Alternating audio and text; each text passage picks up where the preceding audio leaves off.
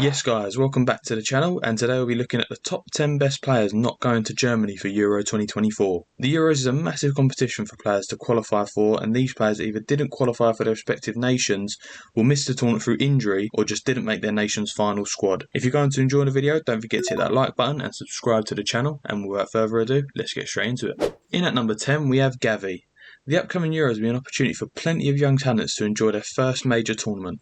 Barcelona midfielder Pedri did just that in Euro 2020, but club and international teammate Gavi is unlikely to be able to follow suit this time out. Gavi has been a key player for Barcelona in recent years, which is no surprise considering Barcelona's history of promoting young talent from their academy. Despite being just 19 years of age, Gavi already has 27 senior caps for Spain. He scored twice in qualifying, in wins against Norway and Cyprus. However, this comes with its consequences, as he suffered a cruciate ligament tear in their final qualifier against Georgia in November, which looks set to keep him out until the start of next season. However, with Gavi being so young, he still has plenty of international competitions with Spain to participate in, so fingers crossed he stays fit and injury free and he makes his mark for his nation. In at number 9 we have Sandro Tonali.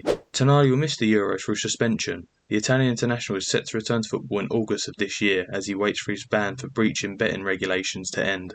Tonali had been hopeful of featuring in his first major tournament. The 15-cap international wasn't a part of the squad in Euro 2020, while Italy failed to qualify for the 2022 World Cup after unexpectedly losing in the playoffs to North Macedonia. Tonali was a big miss for his club team Newcastle United this season, as they suffered heavily with injuries and was in need of the Italian skill set to push them up the league. Eddie Howe will be looking forward to having the midfielder back in the side and hopefully improve on last season's points tally. Let's hope Tonali gets the help he needs and will be back for his nation for their next tournament.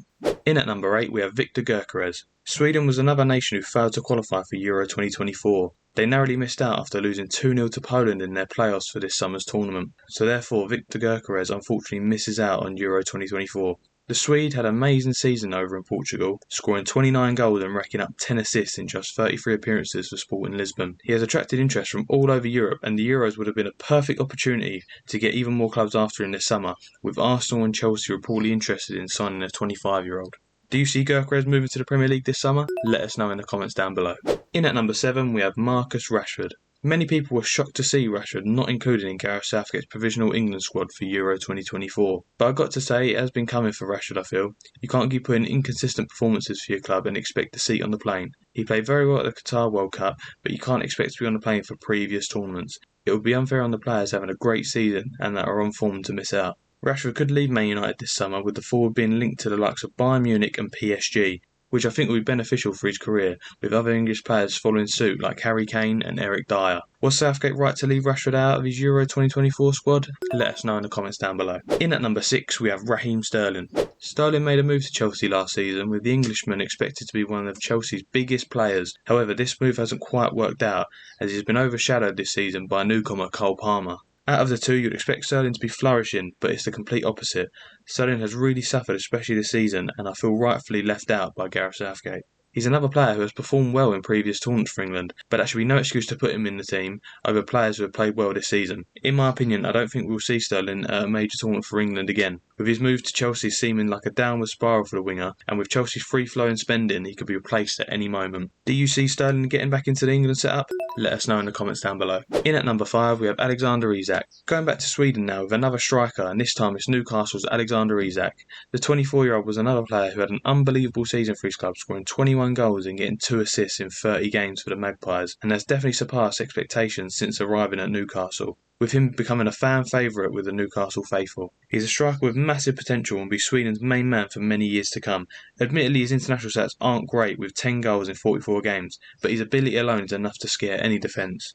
It's a shame we can't see him in a European tournament after having such a great season, but he'll have plenty of chances to qualify for a tournament with him only being 24. Also, players such as Anthony Elanga, Dejan Kulusevski, Victor Gyoekeres in the squad, Sweden will always have a dangerous attack for many years to come. In at number 4 we have David Alaba. Austria did qualify for the Euros this summer, however their captain David Alaba will not feature for them in the tournament, as the Real Madrid centre-back has failed to recover in time from the ACL injury suffered with Los Blancos in December 2023. He'll be a big miss for Austria, as Ralf Rangnick said it's obviously a great pity he won't be able to participate. However, Rangnick also stated that he'll be travelling with the team as a non-playing captain. This can help the players to still have the presence in the dressing room, which is a big positive with them having the Netherlands and France to deal with in their group. Hopefully Alaba makes a full recovery and will be able to represent Austria in future tournaments. In at number 3 we have Martin Odegaard.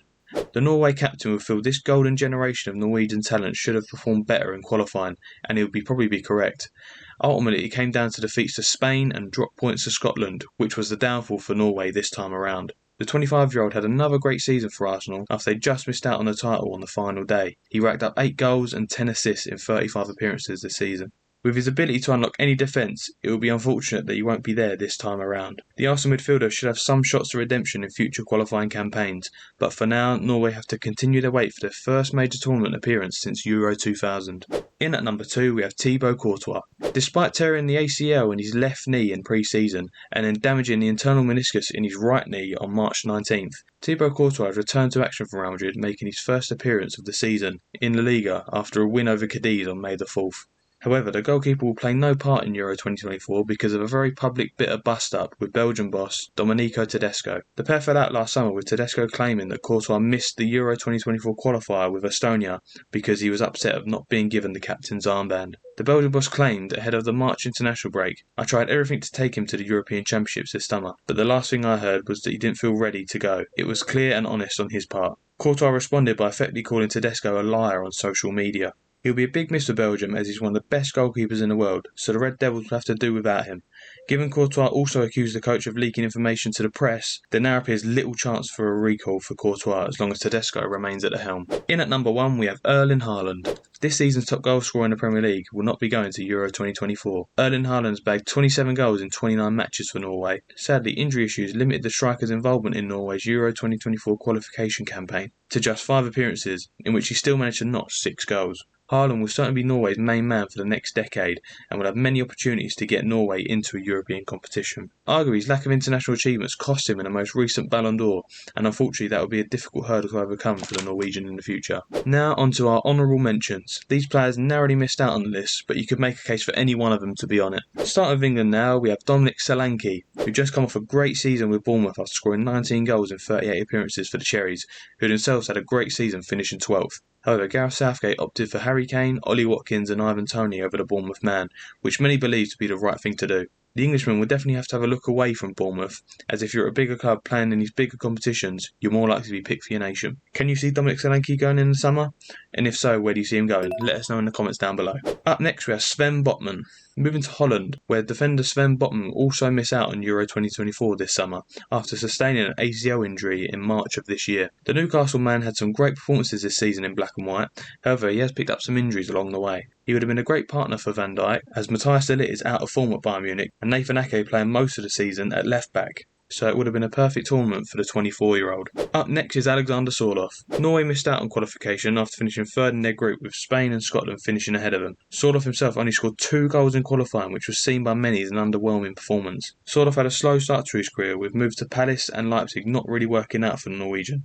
However, since moving to Spain, he has found his feet. First at Real Sociedad, where he scored 12 goals in 34 appearances. Now at Villarreal, scoring 23 goals in 33 games, which made him the second top goal scorer in La Liga this season, just behind Ukrainian forward Artem Dovbyk. It would have been interesting to see how he would do in a European tournament after such a good season for his club, and with Norway producing some great talents, they will surely qualify for future tournaments. Up next is Christopher Nkunku. Over to France, where we have Chelsea's Nkunku. The forward hasn't played for France since last June. He has been plagued by fitness problems since joining Chelsea. He looked sharp upon his return to action, even scoring on his Premier League debut on Christmas Eve, but was sidelined again in January. Nkunku made his comeback in Chelsea's 5-0 rout over West Ham on May the 5th, but after Didier Deschamps announced the French squad, Nkunku missed out and will have to wait for a few more years to be considered for a spot in the next competition. Last but not least, we have Michael Olise. Throughout the second half of the campaign, Crystal Palace have been on fire. One man who's played a massive role in their success is Michael Olise. In just 18 appearances, the winger has chalked up 15 goal contributions so far, and it's easy to see why he's been linked with a move away from Selhurst Park. Somehow, though, he's been left out of the France squad for the European Championships, and is yet to receive a single cap for his country, with the former World Cup winners taking Bradley Barcola in a similar position to Olise. The Palace man should feel hard done by. With his eligibility to play for England, Nigeria or Algeria, France need to consider options in the future and get him into the national setup if they don't want to lose him to a rival nation. That is that for that video, guys. If I missed out on any, let me know in the comments down below, because I guarantee I did miss out on some big names. Don't forget to hit that like button and subscribe to the channel, and we'll catch you in the next one.